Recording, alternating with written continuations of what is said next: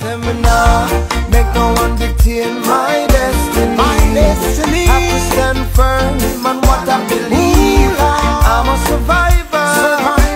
I know God walks with me. Hi, my name is Gregory Watt.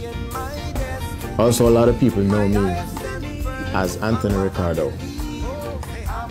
Sometime last week, I made a post on Facebook with regards to the foreclosure of my home in Bordentown, the Cayman Islands. I have a mortgage with Scotiabank, and immediately that post went viral, and I really appreciate all the people who commented, who gave me advice, and subsequently the news media reached out to me. I thank Cayman News 27 for airing it. I thank Star 92.7 with Roshana, who invited me on our program with Sandy Hill. And yes, I thank Joe Avery of Cayman 27 as well. But I wish to expound a little bit more on the situation so that people can really understand what is happening. The reason why I made the post is that I want people to understand that you don't need to be afraid because of it being a bank. So many people are being affected in this manner, most notoriously by Scotiabank. If you go out on the street and you listen to people, most people will tell you Scotiabank is the worst bank in the Cayman Islands to do business with, especially mortgage loans. They are setting people up to take away their property, their life's investment. I'm sure that everyone, including myself, have no problem with the bank collecting or trying to collect on its loans that it has given out. It has that right to do so. But what the bank does not have is the right to use underhanded, unethical banking methods to destroy people's lives for greed, selfish gain, in order to enrich themselves. They do not have the right to do that. My situation simply is this. Prior to now, I had been out of a job for approximately 4 years. But in spite of my adverse circumstance, I never ignored my mortgage. I'm always paying. I'm hustling here, there, and making my payments. The proof is in the history of the payment. As at the 30th of May 2017, my mortgage arrears balance was $3,376.81, 90 days to be exact. On the 31st of May, I went back into Scotiabank to make another payment, which would take me below 90 days. 90 days, everyone knows, is the danger zone. So once you go below 90 days, it would give you some more time to catch up. Mrs. Bridget Bond, she works at Scotiabank. She informed me that they were not allowed to take any more payments from me, and they were instructed not to have any further dialogue with me. I was really angry. I said, you guys are treating me as if I'm a criminal. I'm trying to save my property, and you all are trying to take it away from me. She directed me to a Miss Alisa Ali in Trinidad and Tobago. I wrote to Miss Ali, and she responded to me. And she sent me an erroneous, fictitious mortgage arrears balance of $5,749.29. That was $2,372.48 more than what the actual figure was. Every time I go into the bank to make a payment, I always ask for a printout of my current mortgage arrears balance after the payment. And so the printout is reflecting, as opposed to what Miss Alice sent me, $3,376.81. And that is 90 days to be exact. And that's where they stopped me, because they did not want me to go below 90 days. Now, from the onset of my issues, I have been in dialogue with the bank. I tell them what's happening to me. I begged, literally begged. I have email letters that I pled with them. I said, please give me a refinance. In 2015, one of their bank representatives called me to say, Mr. Watt, we congratulate you for the great efforts that you've been making on your mortgage in spite of your circumstance. Presently, you are qualified for refinance, and as such, we will refinance you. I was ecstatic. God had answered my prayers.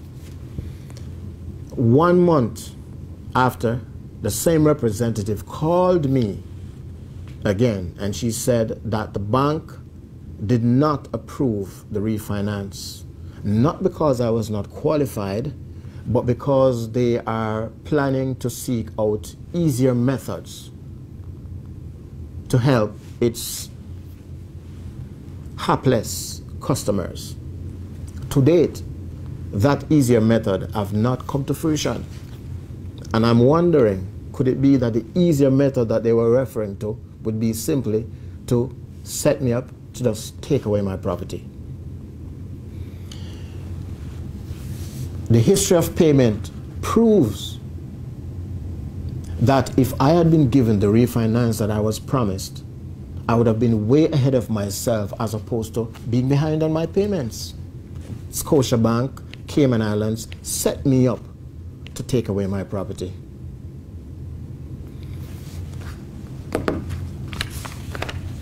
Approximately 3 months after they prevented me from making the payment, I wrote to Alisa Ali's manager,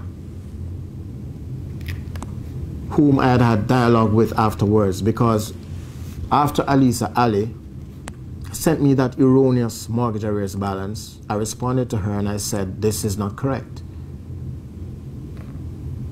She never dignified me with a response after that. And so I was referred to Mr. Roy Rampersad, her manager. So we had a little dialogue there. He said he couldn't help me. And then almost 3 months after our last dialogue, which was in August, I wrote to him and I said that I would like to rent a portion of the property. And I told him that I've just started my own business, so now I will be in a position to service my debt. And this is his response to me. He said, "Good morning, Mr. Watt. I understand and empathize with your situation. However, since our last correspondence, there was no effort on your part to update the mortgage. In fact, you stopped paying altogether, which demonstrates your inability to service your debts." There's one paragraph I skip here. He said, "The bank has since entered a contract for the sale of your property at the full appraised amount, which we are legally bound to. On a brighter note, the sale price would be sufficient to settle all your debts with Scotiabank." Now, people, listen to this. He said, "Since our last correspondence, there was no effort on your part to update the mortgage." I responded to him, "How could I make an effort and update the mortgage when you are the ones who are stopping me? You said you will not take my money." Further, he said, "The bank has since entered a contract for the sale of my property at the full appraised amount. The full appraised amount for my property is $210,000. $210,000 Cayman Island dollars. My full payout amount, if I was to pay off my mortgage in cash, was approximately $172,000. I said to him,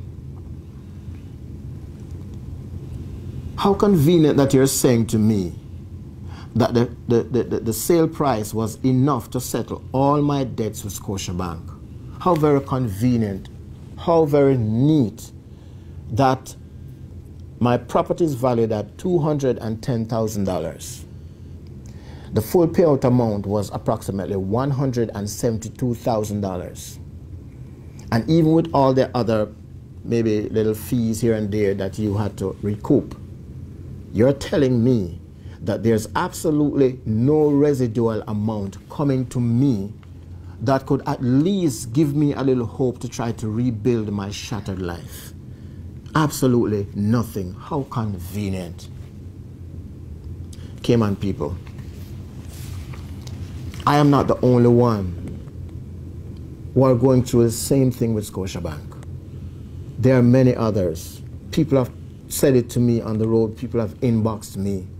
But it appears as if people are just simply afraid to speak out because they are intimidated by the bank being this big corporation, or because the Cayman Islands is such a small community, they just do not want people to know their business. Well, this is one time you need to let people know your business. The reason why I post this is because I want to herald the Cayman Islands people to come together with me as one voice to make a statement to the members of the Legislative Assembly. They're doing a good job. But if they do not have the assent of the people behind their voice, their voices will not be heard. We are the power. We are the power. The people are the power. And if we come together in one concerted effort, we can get the laws changed. Do not sit in your corner and say, okay, I am not being affected, so I don't need to say anything. Or you're being affected, but you're scared of people knowing your business. If you keep silent, it's not going to let the problem go away. It's going to let it get bigger. And it's going to continue to affect you and affect your children and your children's children. Take the opportunity to make a change for yourselves. Cayman Island is your country. Do not let these big corporations come inside the country and financially rape you, destroy your lives, and go away enriching themselves further on our sorrow. The bank has a right to collect on its debt, but it does not have the right to use unfair, unethical practices and destroy our lives. And also, it is no secret that there are people inside the bank who have networked with real estate agents, valuators, to steal our properties from us and enrich themselves. One high-ranking person inside the bank, I will not call her name, she knows herself, and a lot of people knows her as well. A lot of people know her. My apologies. Her husband buys and sells property. Need I say more on that? I don't need to. Let me show you one more thing. At one stage, the bank wanted to do an evaluation of my property, but I refused to let the valuator inside the property, and so subsequently they dragged me to court and asked the judge to order that I allow the valuator inside the property. Now, Mr. James Pollard of Bold Consulting Limited was the valuator. And I'm going to read a portion of his affidavit to the court. In their mad rush to set me up and take away my property, they still don't even have all their facts right. Listen to this. I, James Pollard of Bold Consulting Limited, make oath and say as follows. I am a senior valuer with Bold Consulting Limited, and have been instructed by the plaintiff, Scotiabank and Trust Cayman Limited, to provide them with a valuation of the property, listen to this, at Registration Section West Bay, Northeast, Block 9A, Parcel 196. I am authorized by the bank to make this affidavit on its behalf and do so to the best of my knowledge, information, and belief. Now, the address that this gentleman gave in his sworn affidavit to the court is not my address. This is an address in West Bay. I am living in Bordentown. West Bay is, as the name suggests, the western end of the island. And I'm living in Bordentown, the eastern section of the island. My block and parcel number is not 9A196. My block and parcel number is 38B544. Do you see this, people? They are so corrupt in their minds and so determined to steal people's property that all their facts are all jumbled up. They're in confusion, and they're bringing their confusion to the court, dragging us to the court with wrong information, prosecuting us with the wrong information, giving us erroneous mortgage arrears balance and all of that. And they feel as if they can use the court, the justice system of the Cayman Islands, to drag us into court and so to dupe the court system into assisting them into destroying our lives. This must stop. People, you have the power to make this stop. And my honorable legislators, may God continue to bless you all and keep you for the great job that you're doing in the Cayman Islands. It is not an easy task. It is not easy. But I do believe Mr. Chris Saunders, for example, Mr. Alva Suko, Mr. Kevin Bryant, those are three voices that I know really, especially Mr. Chris Saunders, who are championing the cause for the powers that be to have another look at the banking laws in the Cayman Islands. But if we, the people who are being affected, if we keep silent, we say nothing, their voices can hardly be heard, because we are the power behind the power, the people. Cayman Islands is a wonderful place, a beautiful place to live in. But the Cayman Islands is slowly being destroyed by criminal elements. And I'm not even talking about what comes into your mind immediately as criminal elements. I'm talking about the real core criminal elements that's really eating away at our country.